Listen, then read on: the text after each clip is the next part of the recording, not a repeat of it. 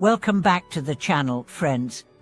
I'm thrilled to have you join me today for an exploration of something deceptively simple, yet profoundly transformative. It's walking. Yes, walking. Not rushing to your next appointment or pacing anxiously in your living room, but walking with intention, with awareness, with presence. Today, we are going to explore how each step can become a doorway to healing, clarity, and inner peace. If you've ever felt lost in your mind, exhausted by your thoughts, or disconnected from yourself, this episode might offer you a path home through your own 2 feet. Let's begin by recalling a truth you may have forgotten. Walking is not just a means of getting from point A to point B. It's one of the oldest forms of meditation, of sacred movement, practiced by monks, sages, and seekers across cultures. In our fast-paced world, however, we've turned walking into a race. But what if I told you that slowing down, feeling each step, sensing your body, and noticing your breath could transform your mind, even your life? This is the power of mindful walking.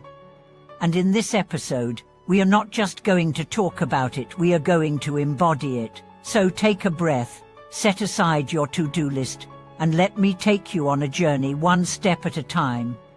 Imagine a man named Daniel. He lives in a city of noise and lights, his life a blur of meetings, deadlines, and screens. One day, after a particularly stressful week, he walks into a park, just to get some air. As he walks, something shifts. He notices the wind on his face. He hears the crunch of leaves beneath his feet. He feels, for the first time in days, that he is here, not in his emails, not in his worries, but here. That moment, small as it seems, is a crack in the wall of stress that has trapped him. Through that crack, light begins to pour in. This is not fiction. This is what walking with awareness can do, and it's available to you right now. Let's talk about how to practice it. When you walk, begin by simply noticing your feet. Feel the contact between your soles and the earth. Left foot, right foot, heel to toe. Feel the rhythm. Now bring your attention to your breath. Is it shallow? Is it deep? Can you match your steps to your breath? Inhale for 3 steps, exhale for 3. Soon, your thoughts begin to slow. Your mind, often scattered and reactive, becomes steady and calm. You can also practice panoramic vision. Instead of locking your eyes on a single point like a phone screen, let your gaze soften. Take in the entire scene before you, without focusing too hard. This kind of seeing relaxes your brain, allows you to feel more spacious, more at ease. Another powerful technique is reverse walking. Less walking backward. It sounds strange, but by taking away your usual visual cues, you force your other senses to come alive. You become hyper-aware of your balance, of your environment, of your body's movement. It's humbling, challenging, and often profoundly centering. Then there's walking in nature, not for exercise, not for a destination, but for communion. Go into the woods or along a quiet beach and simply walk. Let the rustling leaves speak to you. Let the sunlight filtering through the trees warm your heart. Let the earth beneath your feet remind you of your roots. This kind of walking is not about movement. It is about returning to yourself. What does walking do for the mind? It soothes anxiety. Studies show that mindful walking lowers the activity in the amygdala, the part of the brain associated with fear and stress.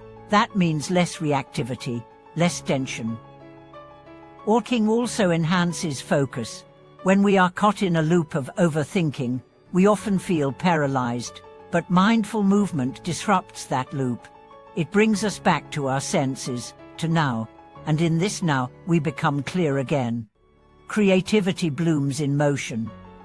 Great thinkers Einstein, Nietzsche, even Steve Jobs were known to walk while contemplating. That's no coincidence. Movement engages the brain in a way that seated stillness does not. Walking opens doors in the mind that closed rooms cannot. But beyond the science, there is something more mystical about walking. When you walk mindfully, you are in dialogue with the universe. Each step says, I am here. Each breath says, I am alive. And the world responds. The ground holds you. The air supports you. The body becomes a vessel, and the mind a mirror. One of my favorite practices is what I call that blessing stare. With each step, I mentally say, thank you. Left foot thank, right foot you, over and over. You can say anything: peace, love, release, strength. The words don't matter. What matters is the rhythm, the intention. Slowly, your walk becomes a prayer, a living meditation. Let me share a story. A woman named June had suffered a major loss. Her son had died suddenly, and she was shattered. No therapy, no book, no conversation could reach her. One day, someone told her just walk. Walk every day. She resisted at first, but eventually she did. 10 minutes a day, then 20, then an hour. No music, no podcast. Just her and the road. She began to feel again. Not all at once, but gradually. The rhythm of her steps became her heartbeat. The fresh air became her tears. The sky became her hope. After a year, she wasn't the same. She still grieved, but she had also healed. She had walked her way back to life. Do you see? Our bodies hold trauma. Our legs remember the fear.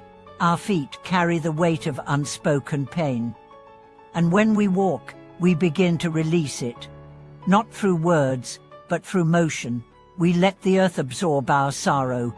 We let the wind carry away our confusion. We let the sky remind us that we are vast and strong and free. So what's stopping us? Mostly, our minds. We think walking is too simple. We believe healing must be complicated, but the truth is, the greatest transformations often begin with the simplest acts. One breath, one step, one moment of presence. Maybe today you're feeling overwhelmed. Maybe you've tried every method and nothing seems to work. Maybe you've forgotten what peace feels like. Let me invite you just for 10 minutes to walk. No goal, no destination. Just walk and feel. Walk and breathe. Walk and be. You may find, like Daniel or June or countless others, that your steps led you somewhere unexpected, not to a place, but to a state of being. A state where the past loosens its grip, where the future no longer scares you, where the present traps you in its quiet arms and says, you are enough.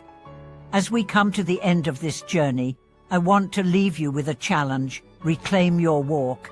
Make it sacred. Make it yours.